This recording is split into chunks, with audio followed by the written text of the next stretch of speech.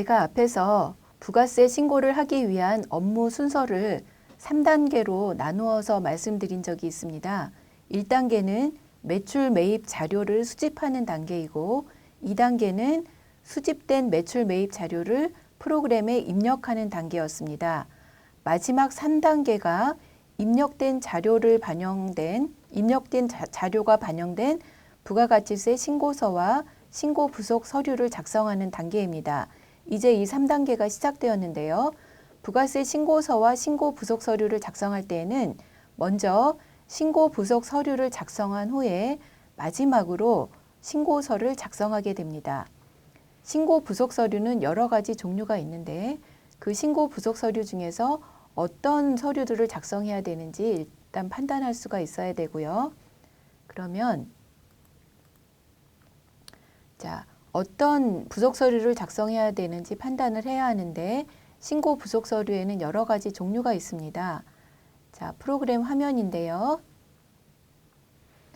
부가가치세 모듈에 가보면 이렇게 여러 가지 메뉴들이 있습니다. 이 중에 맨 위에 왼쪽에 있는 이 메뉴 중에서 제가 박스로 표시한 이 부분은 세금 계산서 합계표, 계산서 합계표, 신용카드 매출 전표 등 수령 명세서, 그리고 신용카드 매출 전표 등 발행 금액 집계표입니다. 이 부분은 부가세 신고 부속 서류 중에서 증빙 종류에 따른 합계표 성격이라고 보시면 됩니다. 그래서 각 증빙 종류별로 이런 증빙이 입력이 되어 있으면 이 합계표가 무조건 작성되어야 한다라고 생각을 하시면 됩니다. 그 다음에 부속 명세서 1이라고 되어 있는 이 부분에 있는 메뉴들을 보면 공제받지 못할 매입세액 명세서는 매입 세금 계산서 중에서 불공으로 입력한 게 있는 경우 작성 대상이 되고요. 대손세액은 대손세액 공제 신청을 하는 경우, 부동산 임대 공급가액 명세서는 부동산 임대 사업 공급가액이 있는 경우, 그다음에 여기 의제매입세 공제 신고서는 의제매입세 공제 신고를 신청을 하는 경우, 그리고 건물 등 감가상각 취득 명세서는 내가 매입한 것 중에 건물이나 비품, 기계장치, 차량 등 이런 감가상각 자산이 있는 경우에 작성을 합니다. 그리고 현금 매출 명세서는 현금 매출이 있는 모든 사업자가 하는 게 아니라 특정한 사업자, 예를 들면 변호사나 세무사, 중개사 이런 업종은 꼭 현금 매출에 대해서 명세서를 작성하도록 되어 있기 때문에 현금 매출이 있든 없든 간에 이 명세서를 작성해서 제출해야 합니다. 그래서 이 부분은 어떤 특정한 경우에 해당하는 때에 작성하는 명세서들이 모여 있다고 보시면 되겠습니다. 그리고 그 밑에는 영세율 명세서라고 되어 있는데요. 이거는 영세율 매출이 있는 경우에만 작성을 하게 되는데요. 그 중에 세 번째에 있는 수출실적 명세서는 수출이 있는 경우, 수출 신고서 등을 정리해서 이 명세서를 작성하게 되고요. 밑에 내국신용장이나 구매확인서, 전자발급 명세서는 이런 내용이 있는 경우에 작성을 합니다. 그리고 영세율 매출이 있는 경우에는 필수적으로 영세율 매출 명세서를 작성을 하게 됩니다. 그 외에도 여러 가지 부속 명세서들이 있는데요. 내가 어떤 경우에 해당이 되는지 쭉 보신 다음에 꼭 부속 명세서가 빠지지 않도록 작성을 해주셔야 합니다. 그럼 이 중에서 가장 중요한 부속 명세서가 세금 계산서 합계표라고 할 수 있는데요. 이 세금 계산서 합계표에 대해서 먼저 알아보도록 하겠습니다. 세금 계산서 합계표입니다. 세금 계산서 합계표는 매출처별 합계표와 매입처별 합계표로 구분됩니다. 서식이요. 그래서 쭉 서식이 이렇게 되어 있는데 서식을 부분별로 좀 살펴보면 세금 계산서의 합계 부분에서 이렇게 두 가지로 구분이 되는데요. 과세기간 종료일 다음 달 11일까지 전송된 전자세금계산서 발급분과 위 전자세금계산서 외의 발급분 이렇게 두 개로 구분해서 총 매수와 공급가액 그리고 부가세를 합계를 내서 신고하도록 되어 있습니다. 그러면 이 두 개의 구분은 어떤 의미일까요? 자, 과세 기간이다. 그러면 만약에 개인 사업자가 일기 확정 신고를 한다라고 하면 1월 1일부터 6월 30일을 말하고요. 법인 사업자가 일기 확정 신고를 한다라고 하면 4월 1일부터 6월 30일을 과세 기간이라고 할 수 있겠습니다. 그러면 이 종료일 다음 달 11일이라고 하면 7월 11일이 되겠네요. 그럼 7월 11일까지 전자세금 계산서가 전송이 된 경우에는 그 합계를 이 상단에 기재를 하고, 전자세금 계산서지만 7월 11일 지나서 7월 12일 이후에 전송이 된 부분은 이 하단에 합계를 기재를 합니다. 그리고 전자세금 계산서가 아닌 종이세금 계산서의 경우에는 이 하단에 같이 합계를 해서 신고를 하게 됩니다. 자, 그러면 이 합계표의 하단에는 과세기간 종료일 다음 달 11일까지 전송된 전자세금 계산서 외에 발급분 매출처분 명세를 적게 되어 있습니다. 그래서 아까 여기 위에서 이 윗부분에 포함된 거래들은 그냥 합계만 신고하는 걸로 끝나는 거고요. 이 아래에 포함된 거래에 대해서는 이 상세 명세를 매출처별로 기재를 해서 신고하도록 이렇게 되어 있습니다. 자, 그러면 프로그램을 한번 보시겠는데요.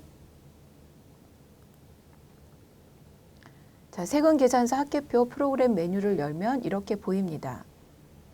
자, 조회 기간을 입력하고 매출과 매입 탭으로 나누어서 볼 수 있는데요.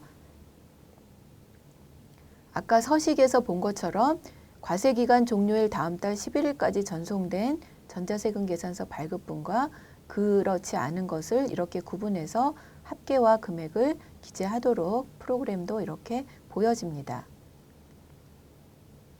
그리고 하단에는 이 상단에 있던 11일까지 전송된 전자분의 매출처벌 명세와 이 오른쪽 탭을 선택하면 이 하단에 있는 12일 이후에 전송된 전자분과 종이세금 계산서의 매출처분 명세를 볼 수 있는데, 프로그램에서는 이 11일까지 전송된 전자분에 대한 매출처분 명세가 보이지만 실제 우리가 전자신고할 때는 이 11일까지 전자분에 대해서는 매출처분 명세는 전자신고되지 않고 단지 합계만 신고되고요.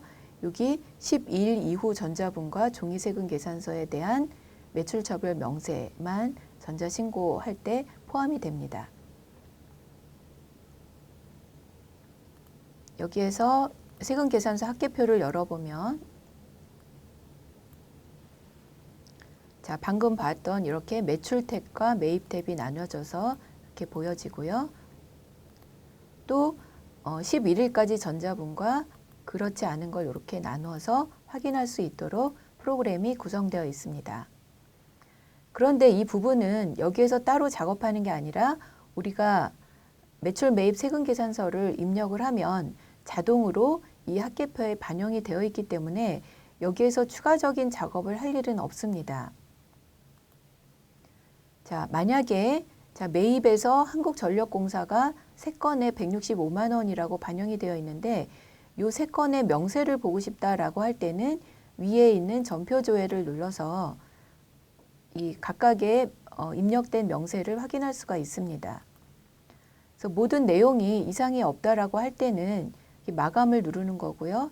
이미 마감을 했는데 마감을 취소하거나 다시 마감하거나 이렇게 할 수가 있습니다. 그리고 한번 마감을 한 후에 뭔가 매입 매출 전표 세금 계산서 입력을 수정을 한 경우에는 마감을 취소해서 다시 새로운 내용을 조회를 해서 반영한 후에 새로 마감을 해 주셔야 최종적인 금액으로 신고를 할 수가 있습니다. 그리고 위에 보면은 사업자 상태 조회라는 게 있는데 요거를 전체를 누르면 여기에 입력된 모든 그 사업자의 뭐 일반 과세자인지 간이 과세자인지 그리고 휴업이나 폐업 상태인지 이런 것들을 확인할 수가 있고요.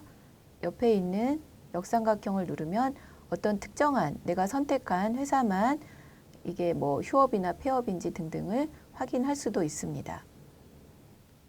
자, 우리가 매입 매출 세금 계산서를 입력을 해서 세금 계산서 합계표를 이제 만들어 본다라고 할 때 처음에 해야 할 일은 거래처로부터 세금 계산서 자료를 받는 일이겠죠.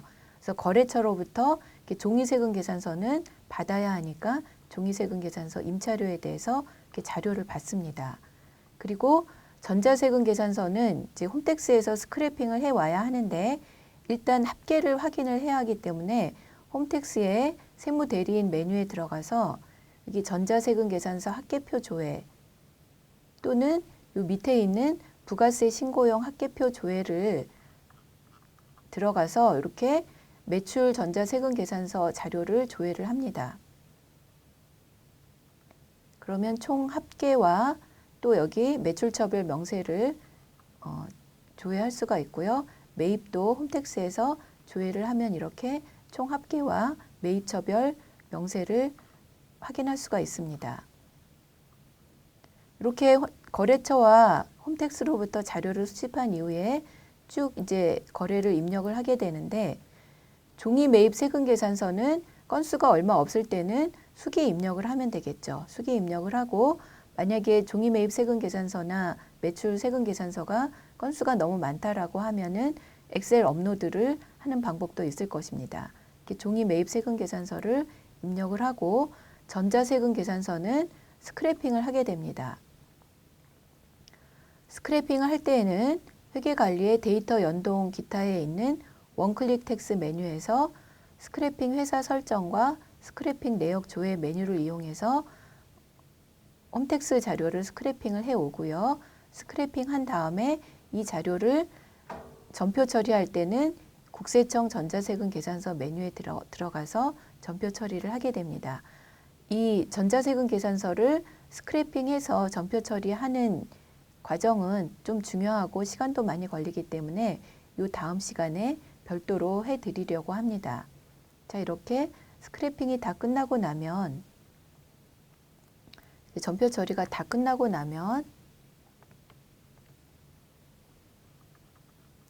자, 이렇게 세금 계산서 합계표를 조회해서 내가 입력했던 내용이 전부 잘 반영됐는지를 확인을 해야 합니다. 그래서 프로그램에 나와 있는 이 금액과 매출이 9,100만 원 이렇게 확인이 되는데 자, 홈택스에서 우리가 조회했던 합계표 금액이 9,100만 원이었습니다. 그러면 우리가 스크래핑 해온 금액이 잘 맞았구나 하고 확인을 할 수 있고요.